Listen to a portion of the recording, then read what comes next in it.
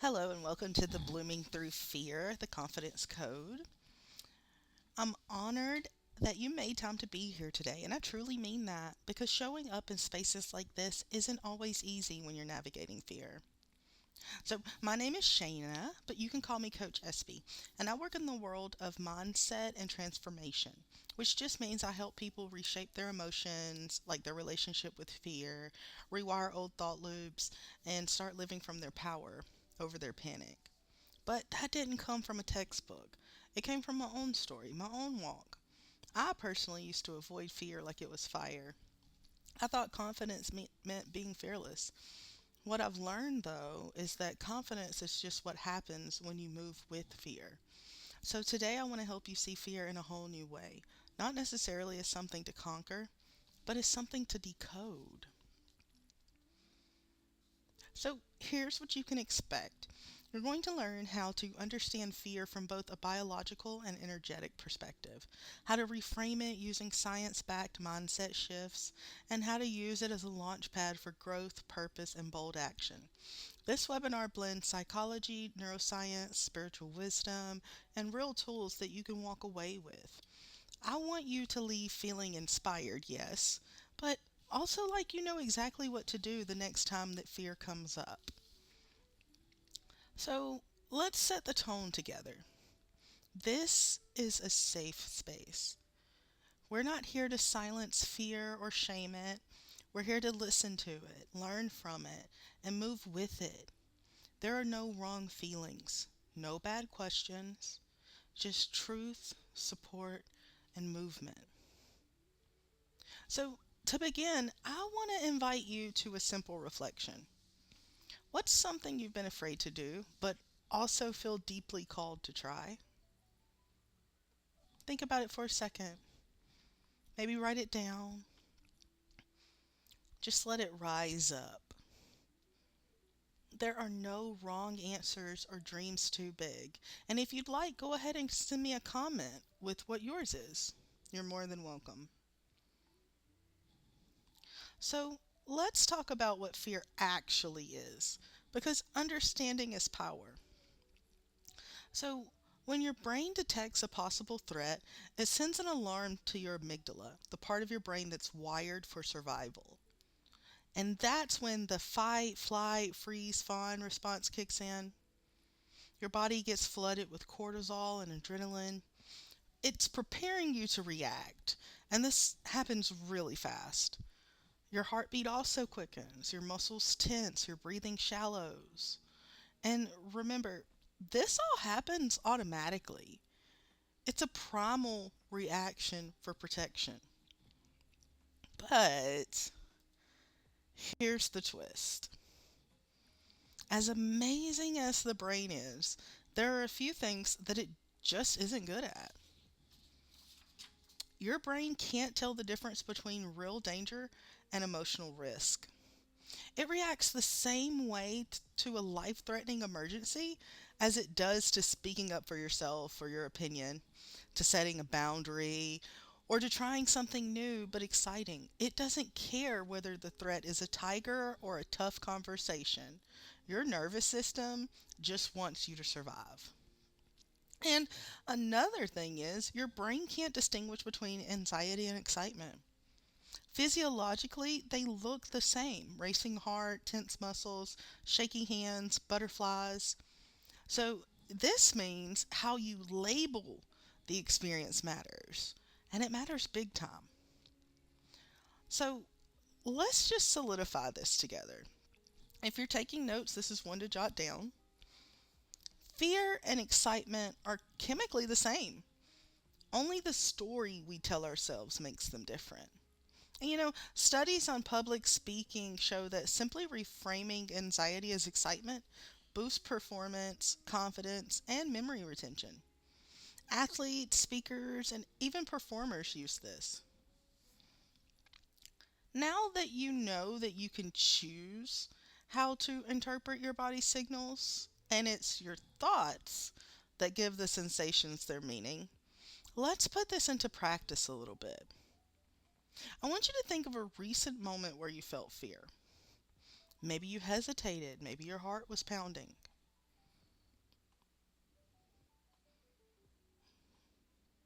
And once you have that, I want you to ask yourself, what if I had labeled that as excitement instead of anxiety?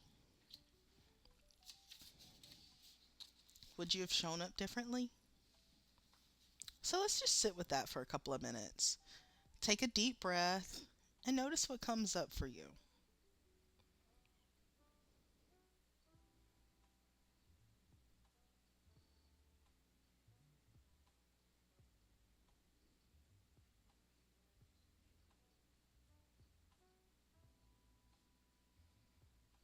This active awareness is how the framework starts to shift. I'm not nervous, I'm excited. This isn't fear, it's readiness.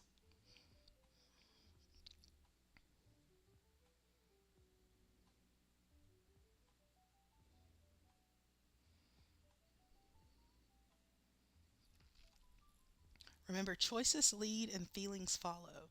So even if you don't feel it or believe it just yet, by affirming it and speaking it, you're already starting to rewire your brain. The feeling will come before you even realize it.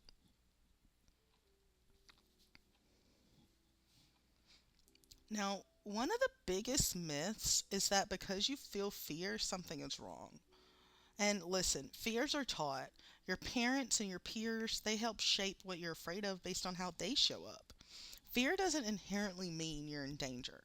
It usually just means that you're on the edge of something new. Now, let's discuss the fear danger distinction. First, let's start by saying that fear is a sensation, whereas danger is an actual threat. And your nervous system responds to uncertainty the same way it would a bear in the woods. But a new job, a hard conversation, a big dream, that's not a bear. That's your breakthrough. So remember, new doesn't equal unsafe, it just means unfamiliar. Now, there's a concept in psychology called the window of tolerance. And this is your comfort zone, but in nervous system terms. And this is the optimal zone where your nervous system feels balanced, grounded, and regulated. When you're within your window, you're able to think clearly, take aligned action, and stay present. But as you begin to stretch beyond your comfort zone into something unfamiliar or expansive, your body may interpret that shift as danger. Because fear tends to show up right at the edge of your window when you're stretching, growing, and stepping into something that challenges who you've been. But that fear, it's not a stop sign. It's just an indicator that you're about to evolve. And if that's the case, what's more powerful than that, right? So, this is where fear and excitement can look almost identical in the body. Racing heart, quickened breath, heightened awareness. But like I said though, fear at this edge isn't always a stop sign. Sometimes it's a signal that you're stepping into something growth worthy. It's just a stretch, not a threat. So, learning to recognize the difference is part of emotional resilience. And when you notice fear rising at that edge, ask yourself, is this danger or is this destiny?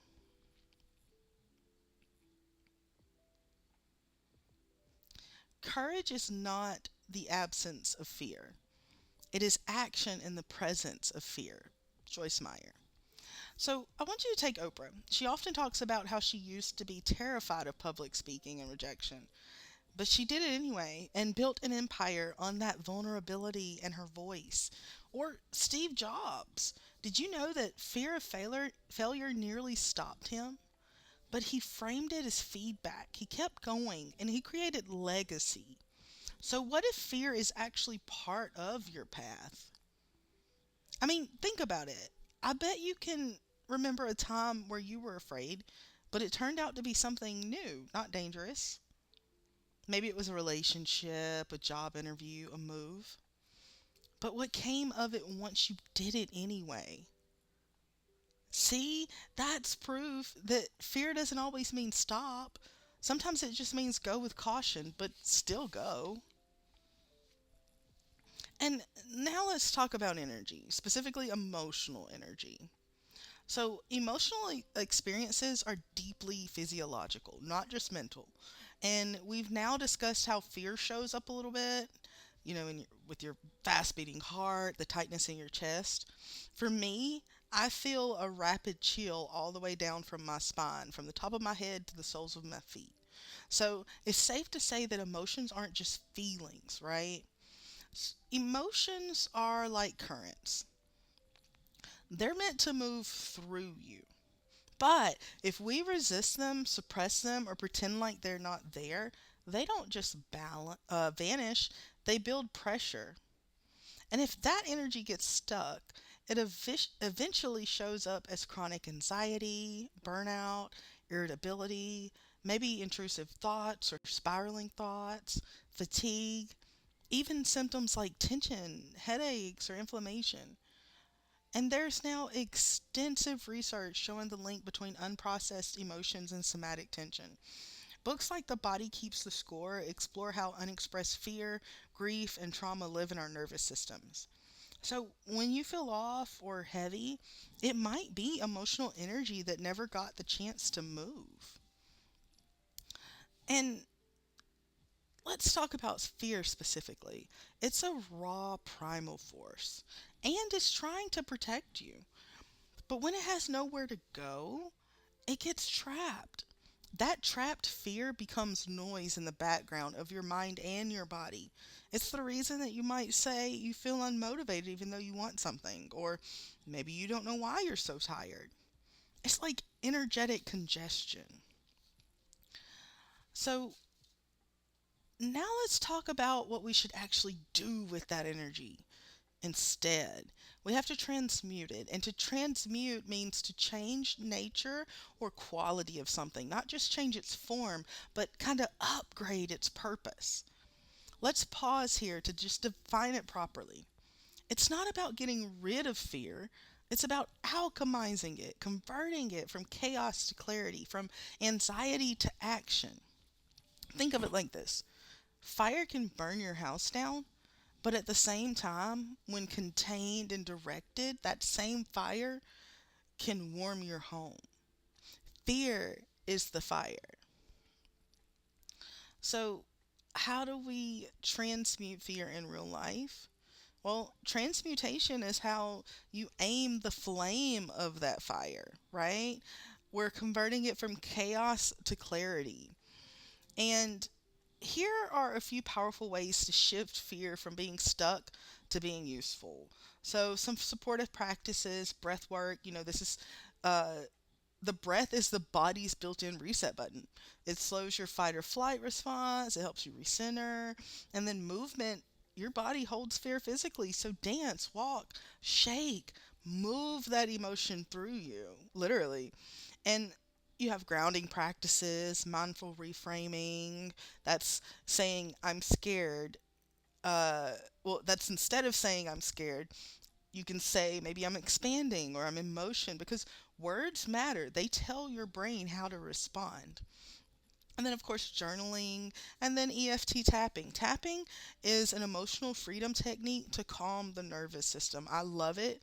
It kind of puts our brains back in our bodies, so to speak.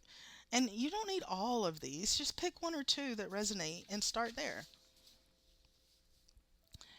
And something simple but powerful, if we're going to go into actionable steps, we're going to talk about body awareness. So, where does this fear show up in my body, right? Is it in your chest? Is your chest tight? Your throat dry? Maybe your shoulders are tense.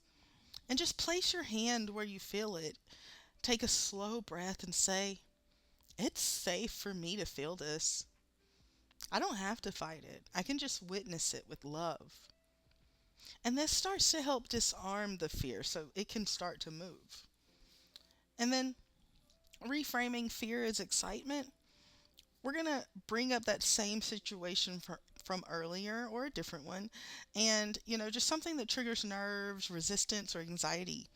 And then ask yourself, how do I know I'm feeling fear right now? I mean, shallow breath, mental spiraling. And let me ask you, would these same sensations show up if you were excited? The answer is likely yes. So that's your moment to reframe. Try, I'm excited to share something meaningful. Instead of I'm nervous to start, you can try, I'm energized by what this can become. Words rewire your nervous system, and your interpretation becomes your experience. So, after that, we'll go ahead and move into micro action mode. And this is where you break down 3 micro steps to engage with your fear in a very low stakes way. So, if you were going back to what you were just thinking about and breaking into 3 micro steps, what's the first tiny thing that you could do to engage with that fear in a low stakes way? For example, if you're afraid of public speaking, your 3 micro steps could be recording a 1 minute voice memo to yourself, practicing introducing yourself to a friend, or maybe even joining a live webinar and just observing. So once you have those 3 micro steps, pick one, just one, and commit to doing it within the next 24 hours. And again, if you're feeling bold and safe to do so, go ahead and drop it in a comment for me. I want to know. Say it out loud for accountability, because this is you actively converting fear into momentum, step by step. You don't have to do it all at once. And now that we've fully fleshed out what fear is, how to move through it, let's go ahead and talk about what confidence actually is. I've been hitting at it all along, but let's bring it home. Confidence isn't the absence of fear. It's the result of building a relationship with it. It doesn't come from being fearless, it comes from leaning in. Okay? So think of fear like a wave, right? You don't have to fight it, because you can learn to ride it. Let it rise, let it crest, and then you decide what you're going to do with it. Just breathe through it, sit with it, and then use it as fuel to your next step. What is this fear trying to teach you, right? Use that exact fear energy to make a move. Because when you face it with intention, that's where the bloom happens. That is your confidence code. And I just want to remind you that this version of you might not know what's next, but you have to trust that you're growing into the version that does, right? So be grateful for the fear energy, because at the end of the day, it's energy that you can use for action. And then let's fully redefine confidence. Since we've already talked about your confidence code, let's go ahead and break it all the way down so that when you leave here, you'll be walking with new structure on how to move. Confidence doesn't mean you'll never doubt yourself, okay? It's the ability to move forward with that doubt.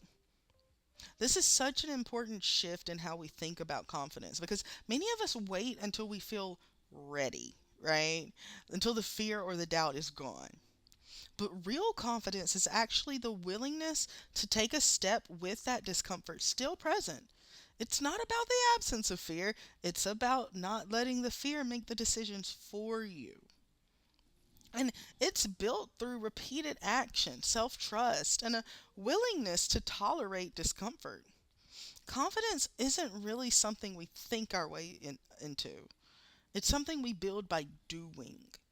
And every time we take a small action, we keep a promise to ourselves, or we sit with discomfort instead of avoiding it, we're laying the bricks of true confidence. It's a practice, not a personality trait.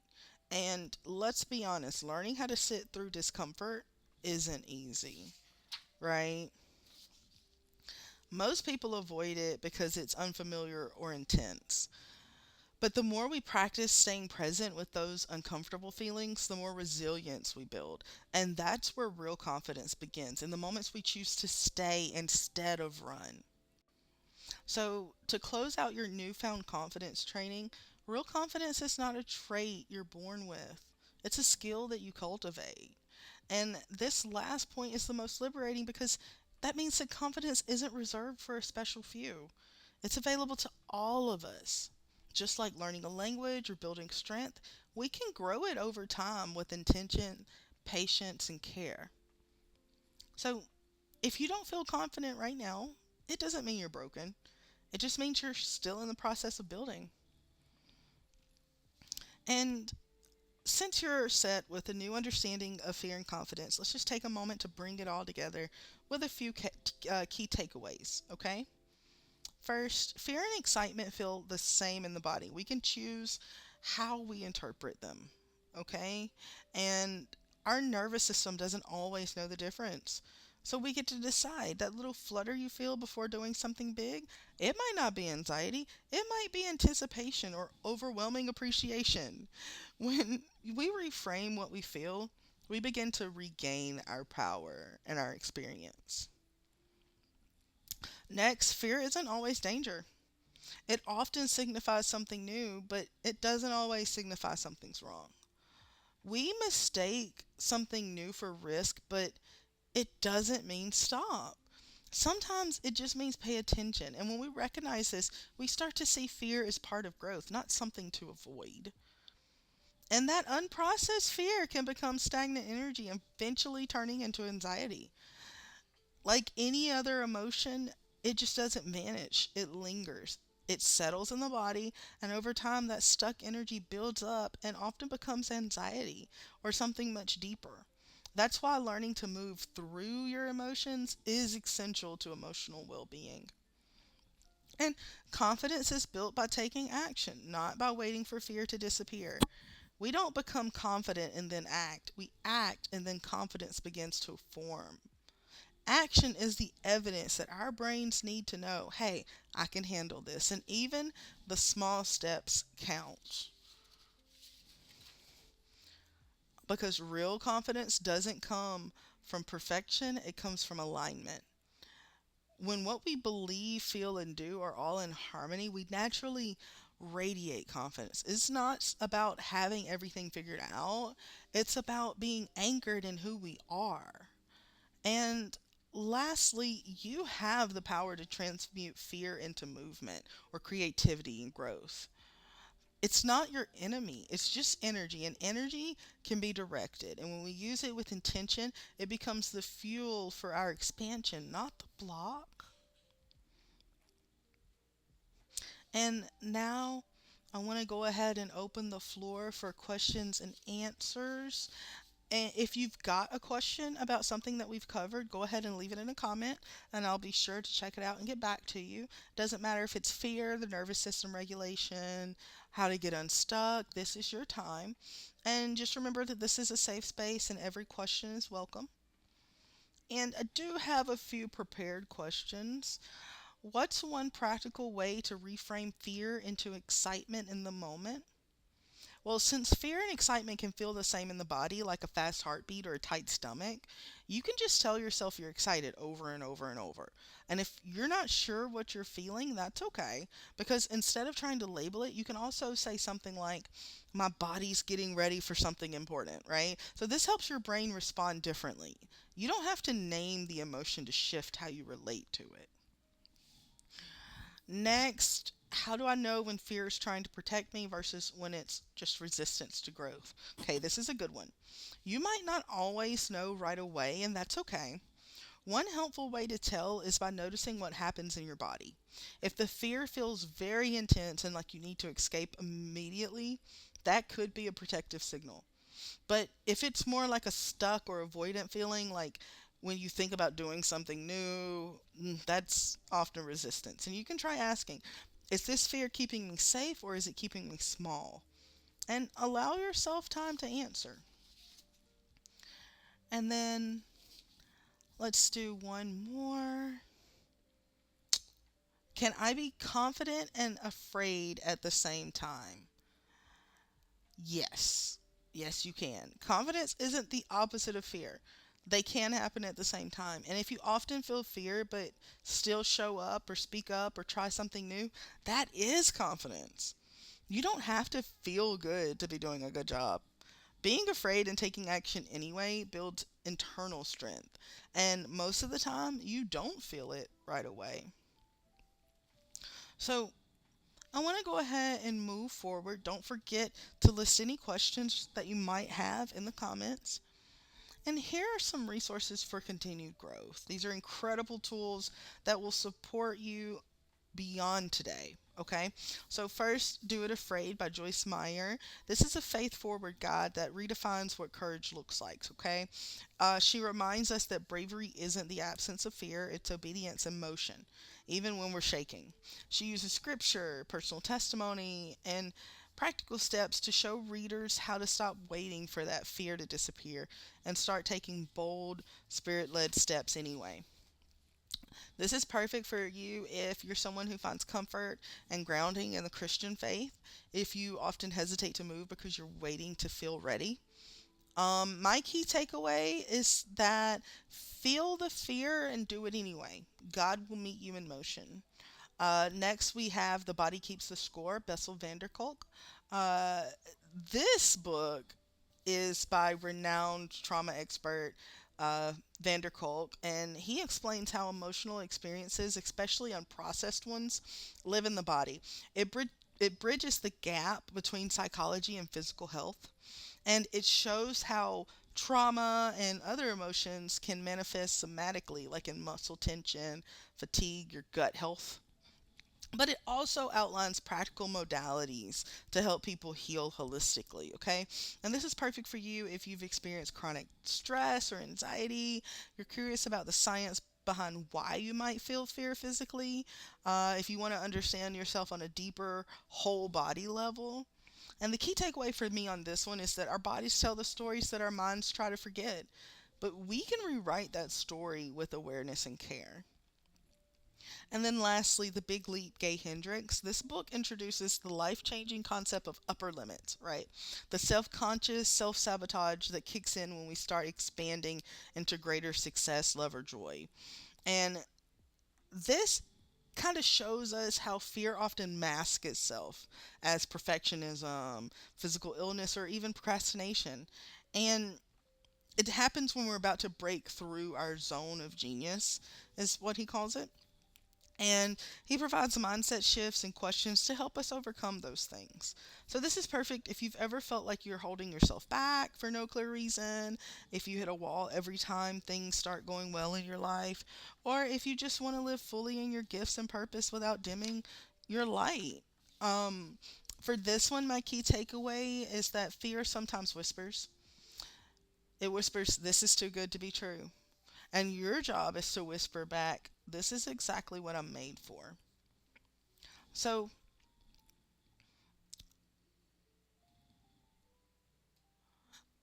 now I'm going to go ahead and invite you to something to help keep the momentum going. If you'd like a little boost of motivation, clarity, and accountability each month, just a gentle nudge to stay aligned with your goals. I do send out free monthly momentum messages, and these are just short, supportive messages to help you refocus, stay encouraged, and actually follow through on what matters to you. Because sometimes we need just a little reminder that we're not doing it alone. And if that sounds like something you'd love, go ahead and click the link in the description to sign up. It's free, and it's just one little way to stay grounded and inspired. And if today's session resonated with you and you're craving more support, connection, and soul led growth, I'd love to invite you to join our community, Positively Radiant, on Patreon. This space is about so much more than positive content. It's about belonging, it's where we go deeper together. And you'll find bonus webinars. We'll soon start hosting guided group discussions, and you'll find exclusive worksheets and coaching designed to help you grow from the inside out. And it doesn't matter if you're just starting out or already on your path, this space meets you where you are, and you'll never feel like you're doing this alone. All tiers are welcome, and you can even start for free. And if this feels like your kind of space, that link is also in the description. And we'd love to have you. And before I go, I want to leave you with this: fear is not the enemy, it's more like a compass. Okay? And when you feel fear, don't turn back, turn inward. That's where your bloom begins. You've already proven your courage just by showing up today. Now you can move from fear to flow. You don't have to do it perfectly, just intentionally. And I want to thank you from the bottom of my heart for showing up for yourself today, for choosing to look at fear with honesty, for choosing growth over comfort, for saying yes to the next version of you. Let's seal this with the affirmation on the screen together. I am more powerful than the fear I feel. I breathe through resistance and rise with purpose. And I am blooming right where I am. All right. I truly appreciate you for spending this time with me, and I'll see you at the next one. Have a lovely rest of your day.